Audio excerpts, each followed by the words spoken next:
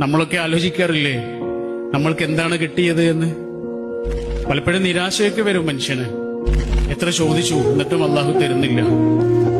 നിരാശ എത്ര പെട്ടെന്നാണ് മനുഷ്യനെ പിടികൂടുന്നത്. ചെറിയ ചെറിയ നിരാശകളുടെ പേരില് നമ്മൾ നമ്മുടെ അനുഗ്രഹങ്ങളെ എത്ര പെട്ടെന്നാണ് മനസ്സിൽ മായ്ച്ചു കളയുന്നത്. അപ്പോഴൊക്കെ നമ്മൾ ആലോചിക്കേണ്ടത് ഒന്നും കിട്ടാതെ പോയ റസൂലിനെയാണ്. ഉപ്പയെ കണ്ടിട്ടില്ലാത്ത കുട്ടിയായിരുന്നു, ഉമ്മ നഷ്ടപ്പെട്ട കുട്ടിയായിരുന്നു.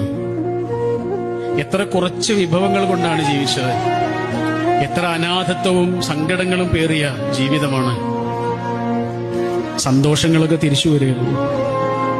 വറ്റിവരണ്ട ആ ജീവിതത്തില് പൂക്കളും ചെടികളൊക്കെ പിന്നീട് വിടരുകയായിരുന്നു. എന്റെ ജീവിതത്തിലും ഇങ്ങനെ സംഭവിക്കാലോ. ഇന്ന് വരണ്ട് കിടക്കുന്ന എന്റെ ജീവിതത്തില് നാളെ പൂക്കൾ വിടരാലോ.